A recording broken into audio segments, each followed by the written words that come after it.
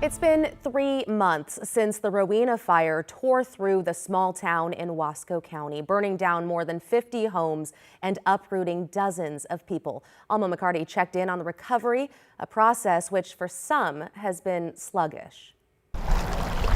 Early September in the Columbia River Gorge. On this day, calm and mostly clear. Nothing compared to 3 months prior, when winds carried smoke and embers from the Rowena Fire through the sky. The flames charred more than 3,500 acres, decimated more than 50 homes in Wasco County. We got nothing to lose. We've already lost it all. That devastation still striking on side roads and in Rowena neighborhoods. I am one of those who lost everything unless you have experienced the level of loss that we've had. You cannot comprehend how devastating it is. Patrick Hollander's place reduced to rubble. We met him just 2 days after the fire started during a public meeting at the Dallas High School. I went in yesterday morning before they put up the roadblock, and you can't imagine this is what I own right here. 3 months later, Doesn't look like it, but this was the nicest, prettiest green grass you ever saw. Patrick returns every couple of days to tend to the only sign of life. They are definitely barely hanging on. 2 pepper plants somehow untouched amid the fragmented chaos still covering the property. He had hoped to be back here for good. All I want is my view back. And actually, my view's there. It never went anywhere. But he fears that won't happen anytime soon, what with the delays and the red tape that he believes have held up the cleanup. And then when we ask who's in charge, nobody has an answer. In late August, Governor Tina Kotek directed the Department of Environmental Quality and Emergency Management to expeditiously begin Phase 2 of debris cleanup at no cost to fire victims. By the way, there's Phase 1.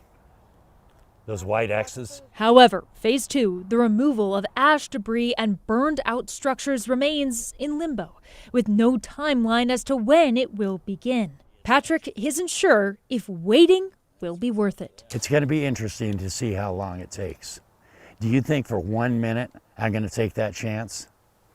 Not even. I know there's just no way to move fast enough to help everyone. While that can be frustrating, Andrew Danny's co-chair of the Rowena Fire Long-Term Recovery Group explains the pace at which they're moving is deliberate. We've been taking a more cautious approach and trying to funnel folks into case management. The concern is because there are so many unknowns in terms of insurance and cleanup and things like that, if we move too quickly, we can exhaust all of our resources before they have a chance to do the most good for folks. Over the past 3 months, nonprofits like the Mid-Columbia Community Action Council have focused on the short-term emergency solutions, working to rehouse more than 24 families and providing furniture and rental assistance. It's something that it changes the course of your life, and it's the community members that step up and the community behind you that rises you up above the ashes. And when it comes to the hundreds of thousands in donations, United Way of the Columbia Gorge underscores that those funds are dedicated solely to survivors, even if they haven't been dispersed yet. Every dollar that's donated will go to recovery efforts. None of it will be eaten by bureaucracy. To those still struggling with accessing help, nobody wants to be that government entity that's not being helpful. Wasco County leaders like Commissioner Jeff Justison urge them to reach out directly. Some people are ready to clean up and rebuild right now, and some people are just unsure what they're going to do.